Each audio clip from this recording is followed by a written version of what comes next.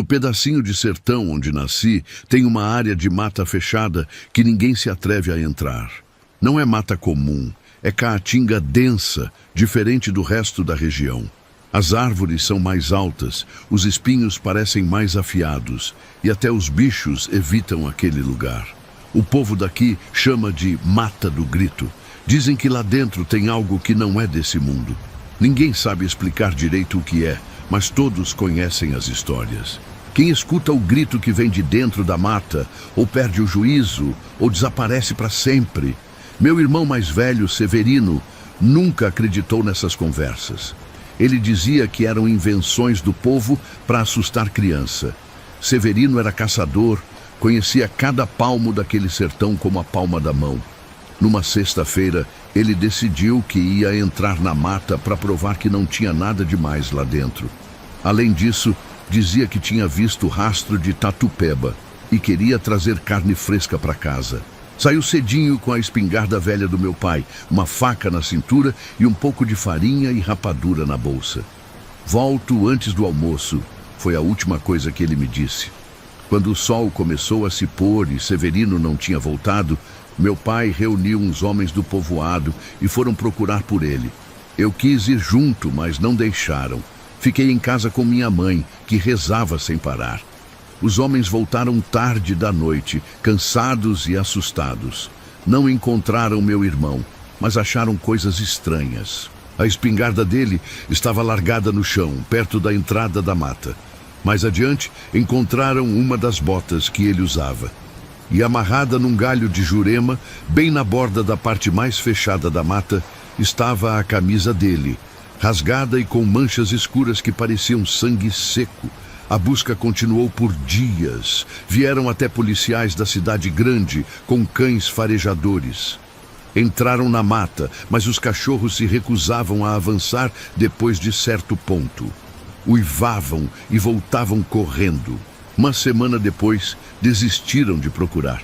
Meu pai nunca aceitou que Severino tinha morrido. Dizia que ele ia voltar um dia. Minha mãe adoeceu de tristeza. O mais perturbador começou uns 2 meses depois do sumiço. Era noite de lua nova, tudo escuro como breu. Estávamos todos dormindo quando ouvimos um grito agudo, inumano, vindo da direção da mata. Não era grito de onça, nem de nenhum bicho que conhecíamos. Era como se alguém estivesse sendo rasgado por dentro, um som de pura agonia. Meu pai pegou a espingarda e saiu para fora. O grito veio de novo, mais forte. Dessa vez, pareceu que tinha algo familiar nele. Meu pai jurou que reconheceu a voz de Severino no meio daquele som horrível. Ele quis ir até lá na mesma hora, mas os vizinhos seguraram. Se for mesmo seu filho, disse um velho, não é mais ele que está gritando. É o que pegou ele usando a voz dele para atrair mais gente. Desde então, em noites sem lua, principalmente em agosto, a gente escuta o grito. Às vezes parece distante, outras vezes tão perto, que dá a impressão que vem do nosso próprio quintal. É como uma lâmina cortando o ar, ferindo o silêncio da noite. Sempre que ele vem, os cachorros se escondem embaixo das camas. Os passarinhos acordam assustados, até as vacas ficam inquietas no curral. Uma vez, um forasteiro que estava hospedado no povoado ouviu o grito e saiu para ver o que era. No dia seguinte, acharam ele perto da entrada da mata, vivo, mas com os olhos arregalados, tremendo sem parar. Não falava coisa com coisa, só murmurava, tá vindo, tá vindo. Acabou sendo levado para o hospício na capital. Faz 15 anos que meu irmão sumiu. A espingarda e a camisa dele ainda estão guardadas. Às vezes, quando escuto o grito na noite, fico imaginando se ele ainda está lá dentro, perdido, ou se virou parte do que quer que seja que habita aquela mata. Muita gente já foi embora do povoado por causa desse grito. Eu mesmo pensei em ir, mas algo me prende aqui. Talvez a esperança tola de um dia encontrar meu irmão. Ou talvez o medo de que, se eu for embora, aquele grito possa me seguir, ecoando na minha cabeça pelo resto da vida.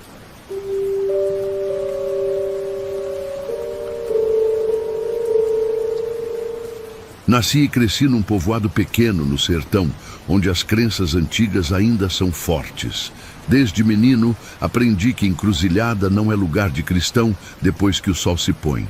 Era ali que a coisa ruim aparecia, que as almas penadas vagavam, que os feiticeiros deixavam seus trabalhos.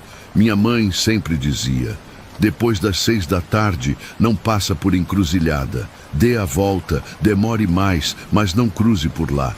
E eu sempre obedeci, até aquele dia. Tinha ido visitar um compadre que morava na outra ponta do povoado. Me atrasei conversando, tomando um café, e quando vi já estava escurecendo. O caminho normal passava por uma encruzilhada onde 4 estradas de terra se encontravam. Se eu desse a volta, demoraria mais 1 hora para chegar em casa. Pensei comigo: que besteira, é só um cruzamento de estradas. Resolvi passar por lá mesmo para encurtar caminho. Já estava quase anoitecendo, o céu num tom alaranjado escuro. Apressei o passo. Quando estava chegando perto da encruzilhada, vi uma figura no meio dela. Era uma senhora de costas para mim, toda vestida de preto, com um véu cobrindo a cabeça. Ela estava ajoelhada no chão, parecendo rezar. Diminuí o passo, tentando não fazer barulho. Enquanto me aproximava, notei que ela segurava algo nos braços. Era uma galinha preta, morta, com o pescoço torcido. Ao redor dela, tinha umas velas pretas acesas e uns objetos que não consegui identificar direito. Tentei passar bem pela beirada da estrada sem incomodar. Mas quando estava quase cruzando, meu pé bateu numa lata velha que eu não tinha visto. O barulho ecoou no silêncio. A senhora parou de rezar na mesma hora. Ficou imóvel por alguns segundos, depois começou a virar a cabeça devagar na minha direção. Foi quando senti que algo estava muito errado. O corpo dela continuou virado para frente, só a cabeça girou, como se não tivesse pescoço. Quando ela me encarou, vi que seus olhos eram completamente brancos, sem pupila nenhuma. Mesmo assim, ela me olhava fixamente, como se enxergasse através de mim. Fiquei paralisado. Queria correr, mas as pernas não obedeciam. A senhora se levantou sem tirar os olhos de mim. Então ela falou, com uma voz que parecia vir de um lugar profundo e escuro: Antônio dos Santos Filho. Era meu nome completo, um nome que poucos conheciam porque todos me chamavam de Toinho. Como aquela mulher, que eu nunca tinha visto antes, sabia meu nome verdadeiro. Ela deu um passo na minha direção, ainda segurando a galinha morta. O véu que cobria seu rosto se moveu um pouco com o vento e pude ver que sua pele era cinzenta, com manchas escuras, como se estivesse apodrecendo. Foi aí que consegui me mexer. Saí correndo sem olhar para trás. Ouvi ela gritar algo numa língua que não entendi, e um vento forte começou a soprar, levantando poeira e folhas secas. Cheguei em casa ofegante, tremendo. Contei para minha mãe o que tinha acontecido. Ela me fez tomar um banho com ervas e me deu um chá amargo para beber. Depois acendeu velas e rezou muito. No dia seguinte, minha mãe me levou até uma rezadeira famosa na região. A velha me examinou e disse que eu tinha sido marcado. Fez uma limpeza com defumação, me deu um patuá para usar no pescoço e disse que eu nunca mais devia passar por aquela encruzilhada. Durante semanas tive febre alta e pesadelos horríveis. Via a senhora de véu me chamando, me convidando para ir até ela. Acordava gritando, todo suado. O mais estranho é que quando melhorei e perguntei no povoado sobre a tal senhora, ninguém sabia quem era. Mas um velho me contou que, há muitos anos, uma mulher que fazia feitiços foi apedrejada e morta naquela mesma encruzilhada. Hoje tenho mais de 50 anos e ainda dou volta de quilômetros para não passar por encruzilhadas depois do pôr do sol, porque sei que ela ainda está lá, esperando por mim.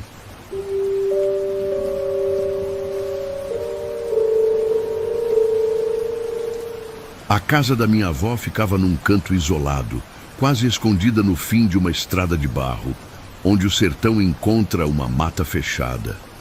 Era uma construção antiga, de adobe, com janelas de madeira que rangiam quando batia vento. Minha avó morava sozinha desde que meu avô morreu. e o povo da região dizia que ela mexia com coisas que não devia. Na verdade, ela conhecia muita reza, benzia olhado, curava espinhela caída. Mas também tinha um quarto que ficava sempre trancado, onde ela guardava uns bonecos de pano espetados com agulha e umas garrafas cheias de um líquido escuro. Quando perguntávamos, ela desconversava. Quando ela faleceu, ninguém quis ficar com a casa. Meu pai até tentou vender, mas não apareceu comprador. As pessoas falavam que ela tinha feito pacto com coisa ruim, que ela tinha enterrado trabalhos nos cantos do terreno. Uns 3 meses depois do enterro, meu primo Zeca, que sempre foi mais corajoso, sugeriu da gente dormir lá uma noite. Éramos 4 primos, todos na faixa dos 15 anos. Os outros tinham medo, mas acabaram concordando. A ideia era provar que não tinha nada de assombração na casa. Chegamos lá cedinho para limpar o lugar e preparar onde iríamos dormir. A casa estava empoeirada, tinha teias de aranha nos cantos, mas fora isso, estava bem conservada. O que achei esquisito foi que as coisas da minha avó estavam arrumadas como se ela ainda morasse ali. As panelas no fogão, as roupas no varal, até os remédios dela na mesa da cozinha. Limpamos, fizemos comida e quando anoiteceu, acendemos umas lamparinas porque não tinha luz. Contamos histórias, brincamos de assustar um ao outro. Lá pela meia-noite, decidimos dormir. Estendemos esteiras na sala e deitamos. Devia ser umas 3 da madrugada quando acordei com um barulho. Era um som de chinelo arrastando no chão de cimento liso. Plec, plec, plec, igual minha avó andava. Fiquei quieto, ouvindo. O barulho vinha do corredor e ia em direção à cozinha. Cutuquei meu primo Zeca, que dormia do lado. Ele também acordou e ouviu. Fomos acordando os outros, todos em silêncio. O barulho de chinelo continuava. Agora parecia que alguém mexia nas panelas, abria e fechava armários. Juntamos coragem e pegamos a lamparina. Devagarzinho, fomos até a cozinha. Não tinha ninguém lá, mas a porta que dava para o quintal estava aberta e balançando com o vento. Demos uma olhada lá fora e nada. Quando voltamos para dentro, levamos um susto enorme. A porta da frente, que a gente tinha deixado destrancada caso precisasse sair rápido, agora estava fechada. Não só fechada, mas trancada por dentro, com a chave virada na fechadura. Ficamos desesperados, tentando abrir. Foi quando meu primo mais novo olhou para a parede ao lado e deu um grito. Na parede branca tinha uma mensagem escrita com um líquido vermelho que escorria. Essa casa é minha. Aquilo parecia sangue fresco. Ainda estava pingando, formando uma poça no chão. Abrimos as janelas e pulamos para fora, correndo sem parar até chegar na primeira casa da vila. No dia seguinte, voltamos com meu tio e uns homens da região. Quando entramos na casa, não tinha mensagem nenhuma na parede. A porta estava destrancada, tudo normal. Pensaram que era invenção nossa, brincadeira de adolescente, mas tinha uma coisa diferente. O quarto que minha avó mantinha trancado agora estava aberto. Dentro dele, todas as garrafas com líquido escuro estavam quebradas, os bonecos de pano rasgados, e no centro do quarto, as chinelas velhas que minha avó usava, molhadas com um líquido que ninguém quis examinar muito de perto. Depois disso, a casa foi abandonada de vez. No ano seguinte, um incêndio destruiu tudo. O fogo começou sozinho, numa noite sem lua. Dizem que quem passava perto podia ouvir o som de chinelo arrastando entre as chamas.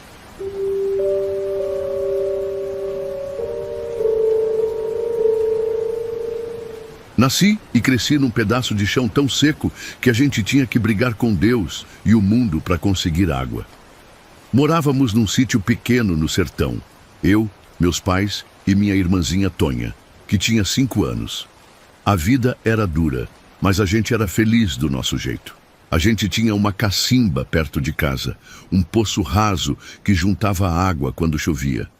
Era dali que tirava água para o gasto, para as plantas, para os bichos. Meu pai sempre dizia que criança não podia chegar perto da cacimba sem um adulto junto. Mas naquele dia, estava cuidando da Tonha enquanto meus pais tinham ido na feira da cidade vizinha. Ela era sapeca, não parava quieta um minuto. Fui buscar umas goiabas no pé que ficava nos fundos do terreno. Deixei ela brincando com as bonecas de pano. Foi questão de minutos. Quando voltei, cadê a Tonha? Chamei, gritei, procurei pela casa toda. Foi quando escutei um barulho de água. Saí correndo para a cacimba com o coração na mão. Quando cheguei lá, vi a sandália dela na beirada. Meu Deus do céu, nunca vou esquecer o desespero que senti. Pulei na água sem nem pensar, tentando achar ela, mas já tinha passado tempo demais. Quando consegui tirar ela da água, já não respirava mais. Os dias depois foram os piores da minha vida. Minha mãe não parava de chorar. Meu pai não falava com ninguém. E eu me sentia culpado. Se não tivesse saído para pegar as goiabas, nada disso teria acontecido. Uma semana depois do enterro, estava deitado na rede da varanda sem conseguir dormir. Eram umas 2 da manhã quando ouvi um barulho de água pingando. Pensei que fosse alguma lata mal tampada, mas o som foi ficando mais forte. Junto com o barulho da água, comecei a ouvir um chorinho baixo, igual o da Tonha quando se machucava. Levantei devagar e segui o som. Quanto mais eu andava em direção à cacimba, mais alto ficava o choro. Quando cheguei perto, quase caí para trás. Lá na beira do poço estava a Tonha, sentada, toda molhada, como se tivesse acabado de sair da água. O cabelo dela pingava, a roupinha estava grudada no corpo. Fiquei paralisado. Não conseguia falar, não conseguia me mexer. Ela levantou a cabeça e olhou para mim. Os olhos dela estavam diferentes, meio embaçados, como se tivesse uma névoa branca por cima. Ela estendeu a mãozinha e falou com uma voz que parecia vir debaixo da água. Vem brincar comigo, mano. Saí correndo de volta para casa. Acordei meus pais, tentei contar o que tinha visto, mas eles acharam que era pesadelo. No dia seguinte, ninguém acreditou em mim. Mas aquilo não parou. Quase toda noite ela aparecia, sempre molhada, sempre chamando para brincar. Às vezes, quando a lua estava cheia, dava para ver ela sentada na beirada da cacimba mesmo de dia. Uma vez, minha mãe estava lavando roupa lá e jurou que viu algo puxando o balde para dentro da água. O pior foi quando comecei a ouvir ela me chamando de dentro de casa. Uma noite, acordei com o som de passos molhados pelo corredor. Tinha pegadas pequenas, de criança, feitas de água, indo da porta da frente até meu quarto. Naquela mesma noite, a água do pote que ficava na cozinha amanheceu com gosto de lama. Acabamos mudando dali. Meu pai dizia que tinha muita lembrança triste. Mas eu sei que não foi só por isso. Na última noite, antes da mudança, todos nós ouvimos um choro alto vindo da cacimba, que foi aumentando até virar uma gargalhada de criança. E junto com o barulho, a água do poço transbordou como se alguém tivesse pulado lá dentro. Nunca mais voltamos àquele sítio. Mas até hoje, quando chove forte e eu escuto água pingando, sinto um frio na espinha. Porque sei que em algum lugar daquele sertão, minha irmãzinha ainda está sentada na beira daquela cacimba, esperando alguém para brincar.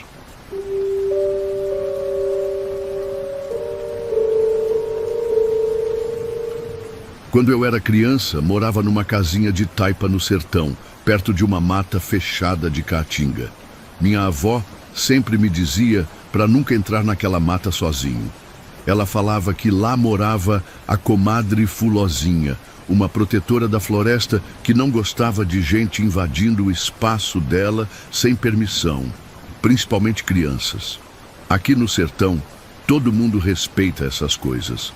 A gente sabe que tem muita história que o povo da cidade grande não acredita, mas para nós é real. Eu tinha uns 9 anos e era daquelas crianças que não consegue ficar parada. Um dia, eu estava brincando no quintal e vi um passarinho bem colorido, um azulão, que nunca tinha visto antes. Ele pousou perto da entrada da mata e ficou me olhando, como se estivesse me chamando. Esqueci completamente dos avisos da minha avó e fui seguindo o tal passarinho. Antes que eu percebesse, já tinha entrado um bom pedaço na caatinga. Quando olhei em volta, não reconheci mais nada. Os mandacaros, xique-xiques e juremas pareciam todos iguais, e eu não fazia ideia de que direção tinha vindo. O passarinho tinha sumido, e eu comecei a ficar com medo. Tentei voltar pelo mesmo caminho, mas cada vez parecia que eu estava indo mais para dentro da mata. O sol já estava começando a baixar e a caatinga ficando mais escura. O calor do sertão começava a dar lugar ao friozinho da noite. Comecei a chorar, desesperado, chamando pela minha mãe, pelo meu pai, mas ninguém respondia. Só ouvia o barulho dos bichos da mata. Foi quando eu ouvi uma risada. Não era uma risada assustadora, era mais como uma risadinha de alguém achando graça. Olhei em volta e não vi ninguém. A risada veio de novo e dessa vez consegui ver de onde vinha. Entre dois pés de juazeiro tinha uma mulher me observando. Ela era bonita, com cabelo bem comprido que ia até quase o chão. Não parecia ser muito velha nem muito nova. O cabelo dela era todo cheio de folhas e flores pequenas de mandacaru, como se ela fosse parte da própria caatinga. Ela não falou nada, só ficou me olhando com um sorriso no rosto. Eu fiquei paralisado, sem saber se corria ou se pedia ajuda. Ela fez um gesto com a mão, como se estivesse me chamando. Dei um passo na direção dela e foi aí que ela desapareceu, assim, do nada. Num segundo, ela estava lá, no outro tinha sumido. Fiquei mais assustado ainda e comecei a correr sem direção. Depois de um tempo, parei para recuperar o fôlego e percebi que estava num lugar diferente da mata. Tinha uma trilha pequena que eu não tinha visto antes.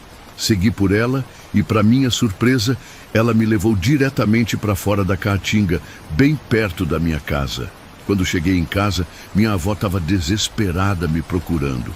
Contei para ela o que tinha acontecido sobre o passarinho e a mulher de cabelo comprido.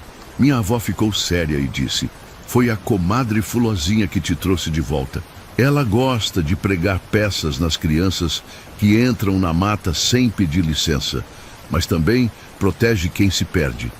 Da próxima vez, leve um pouco de fumo ou doce para deixar na entrada da mata como oferenda." Naquela noite, minha avó me fez deixar um pedaço de rapadura, aquela que a gente faz aqui no sertão mesmo, na beirada da mata como agradecimento. No dia seguinte, a rapadura tinha sumido. Desde aquele dia, sempre que passo perto daquela mata, peço licença em voz alta e deixo alguma coisinha como presente. E nunca mais me perdi por lá, mesmo nas vezes que precisei entrar para buscar frutas ou lenha. Muita gente não acredita nessas histórias de protetores da mata. Acham que é só coisa de povo do sertão, mas eu sei o que vi. E agradeço até hoje a comadre Fulozinha por ter me mostrado o caminho de volta para casa naquele dia.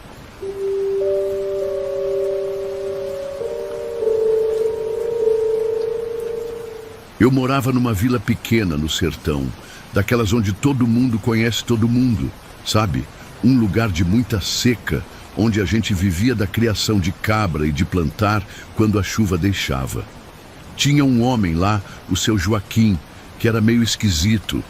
Ele trabalhava normal durante o dia, cuidava do roçado dele, mas quando tinha lua cheia, ninguém via ele por aí. Todo mundo comentava, mas ninguém falava nada diretamente. Numa dessas noites de lua cheia, eu estava voltando tarde para casa, depois de visitar um parente que morava um pouco afastado. No caminho, vi o seu Joaquim saindo de casa todo apressado. Achei estranho porque já devia ser umas 10 da noite e ele geralmente não saía nesse horário, ainda mais no sertão, onde a gente costuma dormir cedo. Por curiosidade, resolvi seguir ele de longe. Ele foi andando rápido até chegar numa área mais afastada, perto da caatinga. Fiquei observando, escondido atrás de uns mandacaros. Ele olhou em volta, como se estivesse checando se tinha alguém por perto, e aí entrou no meio da vegetação espinhosa. Esperei um pouco e depois fui atrás dele, tentando não fazer barulho. Foi difícil acompanhar ele no escuro, mas a lua estava tão cheia e clara que dava para ver o caminho entre os xique-xiques e juremas. Depois de uns 10 minutos andando, cheguei numa clareira pequena. E aí eu vi uma coisa que até hoje me dá arrepio só de lembrar. O seu Joaquim estava parado no meio da clareira, olhando para a lua. De repente, ele começou a tremer todo. Primeiro achei que ele estava passando mal, pensei até em ajudar. Mas alguma coisa me disse para ficar quieto onde eu estava. E foi bom que eu ouvi esse instinto. Ele começou a se contorcer todo, como se estivesse sentindo muita dor. A roupa dele começou a rasgar e eu pude ver que o corpo dele estava mudando. Os braços foram ficando mais compridos, as pernas também. O rosto dele foi se esticando, ficando diferente. Parecia um cachorro, mas muito maior. O corpo inteiro foi se cobrindo de pelo escuro. Em menos de um minuto, onde antes estava o seu Joaquim, agora tinha uma criatura enorme, tipo um lobo, mas do tamanho de um homem e andando em 2 patas. A gente já tinha ouvido histórias de um tal de lobisomem que rondava o sertão nas noites de lua cheia. Mas nunca acreditei até aquele momento. Aquilo soltou um uivo tão alto que fez meu sangue gelar. Foi aí que eu pisei num galho seco de jurema sem querer e fez barulho. A criatura virou a cabeça na minha direção. Os olhos dele eram os mesmos olhos do seu Joaquim, só que agora num corpo de monstro. Ele me viu. Eu tenho certeza que ele me reconheceu também. Por um momento, ficamos só nos encarando. Eu tremia tanto que achei que ia desmaiar ali mesmo. A criatura soltou um rosnado e deu um passo na minha direção. Foi quando eu saí correndo desesperado, sem olhar para trás. Corri igual um louco de volta para a vila, tropeçando, caindo, me arranhando todo nos espinhos da caatinga, mas não parei. Só parei quando cheguei em casa e tranquei todas as portas e janelas. Passei a noite inteira acordado, com medo dele vir atrás de mim. Quando amanheceu, eu estava exausto, mas aliviado. No dia seguinte, cruzei com seu Joaquim na feira do sertão. Ele me olhou de um jeito diferente, como se soubesse que eu tinha visto. Ele não falou nada, só me encarou de um jeito que dizia claramente para eu ficar quieto. Desde aquele dia, todo mês, quando chega a lua cheia, eu não saio de casa de jeito nenhum. Tranco tudo e fico quietinho esperando a noite passar. Algumas vezes, tarde da noite, escuto uivos ao longe, ecoando pelas serras do sertão. E sei exatamente o que é, ou melhor, quem é.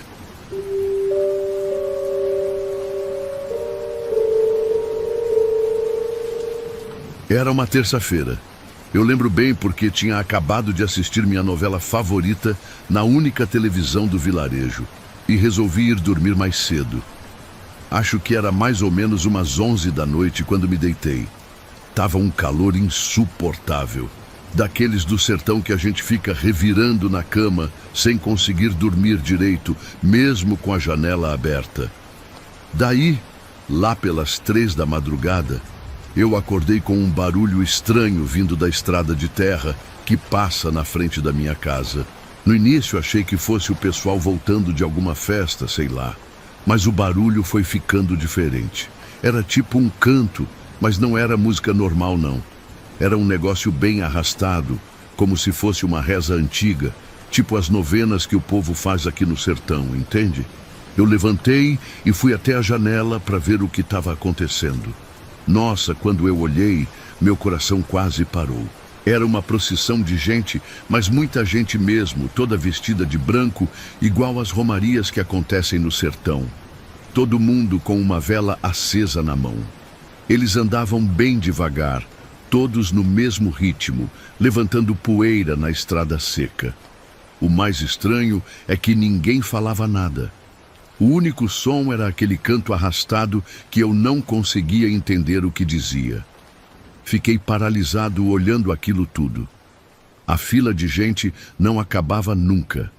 E eles iam passando bem devagar pela estrada de terra. As velas iluminavam os rostos deles, mas eu não conseguia reconhecer ninguém. Parecia que eles não eram daqui, entende?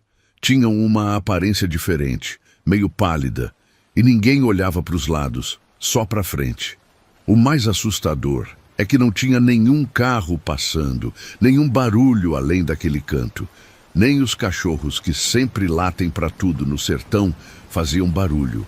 Era como se o tempo tivesse parado só para aquela procissão passar. Eu fiquei uns 20 minutos olhando, até que o último deles passou. Aí eu voltei para a cama, mas não consegui dormir mais.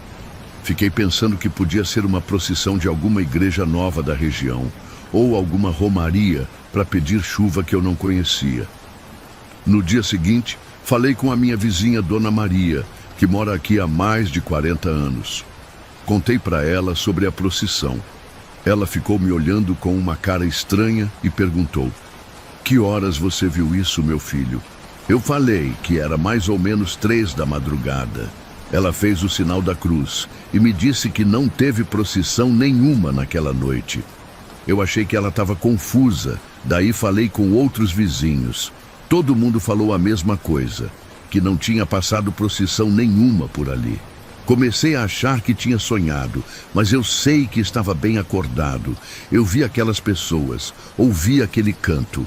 Foi aí que seu Antônio, o mais velho da rua, me chamou num canto e falou: "Essa estrada é conhecida por essas aparições. Dizem que há muitos anos atrás, uma procissão inteira de romeiros sumiu durante uma tempestade forte que deu por aqui no sertão. Coisa rara, chuva assim, mas quando vem, vem com força. Eles estavam indo para uma cidade vizinha para uma festa de santo. De vez em quando, eles aparecem, como se ainda estivessem procurando o caminho. Aquilo me deu um frio na espinha. Desde aquele dia, sempre que ouço qualquer barulho diferente de noite, não tenho coragem de olhar pela janela. Tenho medo de ver aquela procissão de novo, e dessa vez tenho medo que eles possam me ver também."